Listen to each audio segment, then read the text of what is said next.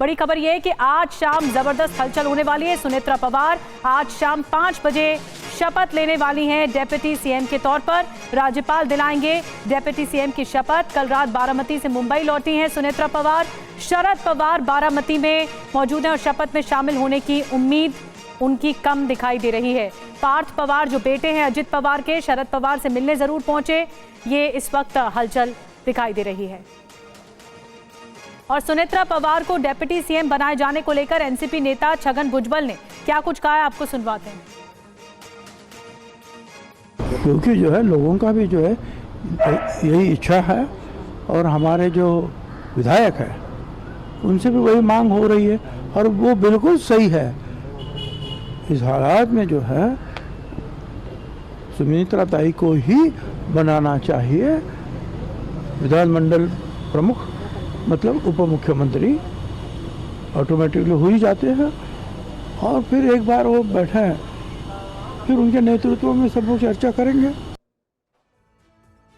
और आपको बता दें कि सुनेत्रा पवार के नाम पर आखिर सहमति बनी कैसे सहमति बनी। कल सुबह दरअसल 11 बजे देवेंद्र फडणवीस से एनसीपी नेता मिले और फिर कल शाम 6 बजे अजित पवार के राजनीतिक सलाहकार रहे नरेश अरोड़ा से सुनेत्रा पवार मिली, उनकी पत्नी। कल रात 8 बजे सुनेत्रा पवार डेप्यूटी सीएम के लिए राजी हुई और फिर ये इस बात पर मुहर लगी कि डेप्यूटी सीएम सुनेत्रा पवार ही होंगी। अब सुनेत्रा पवार के डेप्यूटी सीएम बनने पर शरद पवार ने क्या कुछ कहा, ये हम आपको बताते हैं। सुनेत्रा पवार के डेप्यूटी सीएम बनने की कोई जानकारी नहीं थी, ये शरद पवार कह रहे हैं। ये फैसला उनकी पार्टी ने तय किया होगा, यानी अजित पवार का जो गुट रहा उन्होंने तय किया होगा। 12 तारीख को विलय का ऐलान होना था, ये शरद पवार ने कहा। विलय को लेकर पिछले 4 महीने से बातचीत भी चल रही थी, विलय को लेकर सकारात्मक चर्चा भी चल रही थी, ये शरद पवार ने कहा है।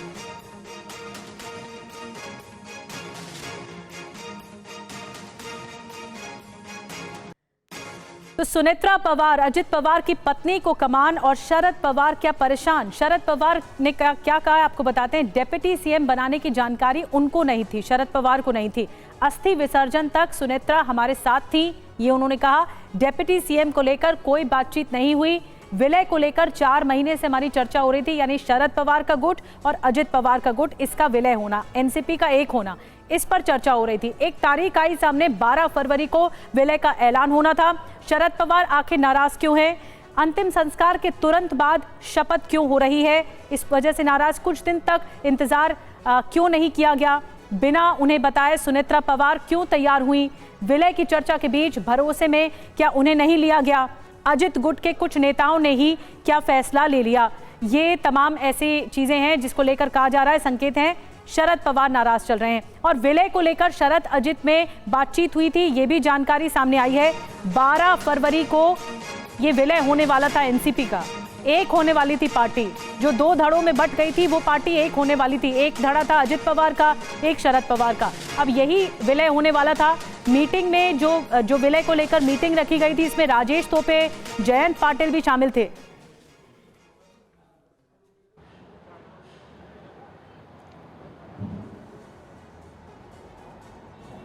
और अब इस घटना से एक और सस्पेंस बढ़ गया है, वो है विलय पर। सुनेत्रा पवार तो डेप्यूटी सीएम बन रही है, लेकिन विलय क्या होगा एनसीपी का, सवाल ये है। शरद पवार वर्सेस अजित गुट की जो इनसाइड स्टोरी है, अब हम आपको बताते हैं।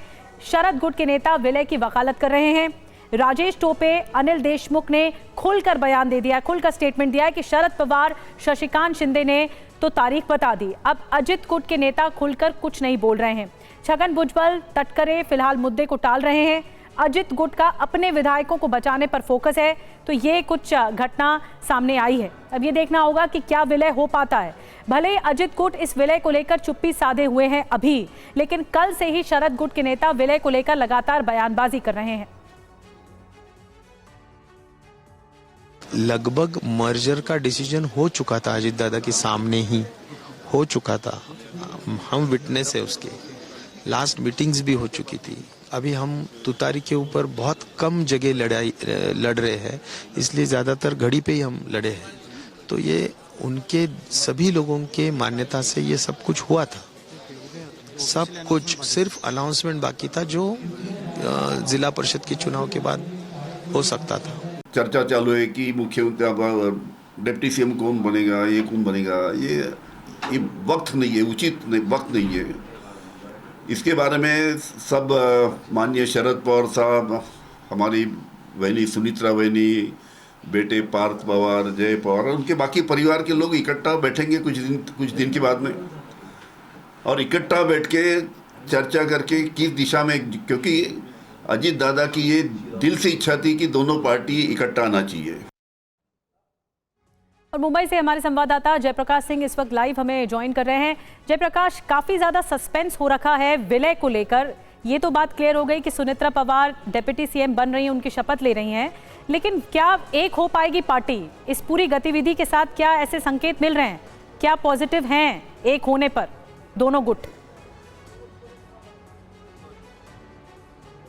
बिल्कुल निधि, देखिए मैं इस वक्त एनसीपी अजीत पवार का जो प्रदेश कार्यालय है वहां पर मौजूद हूं और यहां पर हलचल बहुत तेज हो गई है। एक हलचल बारामती के गोविंद बाग इलाके में हो रही है, जहां पर शरद पवार हैं, उनकी पार्टी के जो दूसरे नेता हैं रोहित पवार, सुप्रिया सुले हैं, वहां पर पार्थ पवार गए हैं, अजीत पवार के बेटे, वो मुंबई नहीं आए हैं, वो वहीं पर हैं बारामती में। और शरद पवार ने जब प्रेस कॉन्फ्रेंस ली और कहा कि मुझे उप मुख्यमंत्री बनने की जानकारी नहीं है और ये वक्त नहीं है उप मुख्यमंत्री पद को ग्रहण करने का, शपथ लेने का, और किसी भी अजीत पवार के पार्टी के नेताओं ने मुझे जानकारी नहीं दी, तो ये बात जैसे ही मीडिया में आई तुरंत पार्थ पवार वहां पर गए।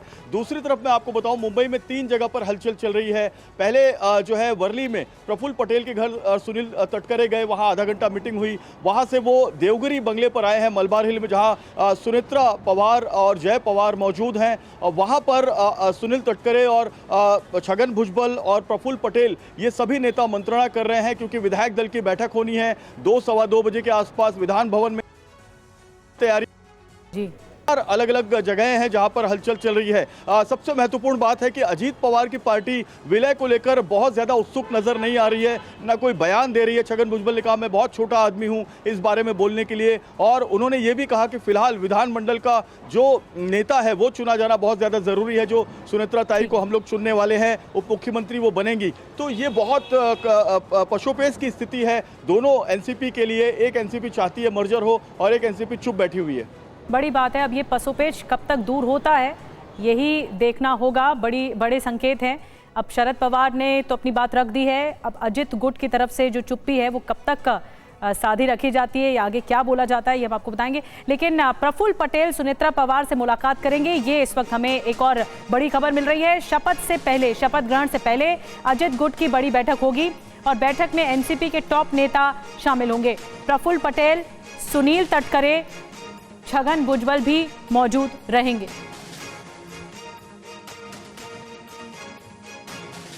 तो बीजेपी के पाले में क्यों गेंद है? क्योंकि विलय की स्थिति में बीजेपी की भूमिका अहम होगी। अगर विलय होता है एनसीपी का तो अजित गुट के पास सिर्फ 1 लोकसभा सांसद हैं और शरद पवार जो गुट है उनके पास 8 लोकसभा सांसद हैं। अब विलय होने पर शरद गुट केंद्र को सपोर्ट कर सकते हैं। केंद्र सरकार की ताकत और बढ़ने की फिर उम्मीद हो जाएगी। विलय होने पर शरद गुट सरकार में शामिल हो जाएगा। राज्य सरकार में शरद गुट को आपको बता दें 3 से 4 मंत्री पद देने फिर पड़ेंगे। मुख्यमंत्री क्या कहेंगे इस पर यह भी है सवाल। अजित समर्थक कुछ मंत्रियों को इस्तीफा देना होगा उसके बाद, और इस्तीफा देने के बाद अजित गुट के नेताओं का जो कद है और पद है वो घट जाएगा। इसीलिए अजित गुट पहले डिप्टी सीएम बनाना चाहता है और जब वो बन जाएगा उसके बाद ही इस सस्पेंस से पर्दा उठ पाएगा कि विलय होगा कि नहीं पार्टी का। अब कल की मीटिंग के बाद छगन भुजबल और देवेंद्र फडणवीस ने क्या कुछ कहा था आपको सुनवाते हैं। सीएम साहब से जो है हम लोग गए थे, प्रफुल्ल भाई तटकरे, मैं और मुंडे, कल भी हम मिले थे उनको तो टेंटेटिवली जो है कल हो सकता है क्या सब शपथ विधि से लेकर सारी चीजें। कोई भी निर्णय जो होगा ये निर्णय राष्ट्रवादी कांग्रेस पार्टी लेगी। राष्ट्रवादी कांग्रेस पार्टी जो निर्णय लेगी हम उसके साथ खड़े रहेंगे, चाहे वो अजीत पवार जी का परिवार हो या राष्ट्रवादी कांग्रेस पार्टी हो। इनके साथ पूरी ताकत के साथ सरकार के रूप में और भारतीय जनता पार्टी के रूप में हम खड़े।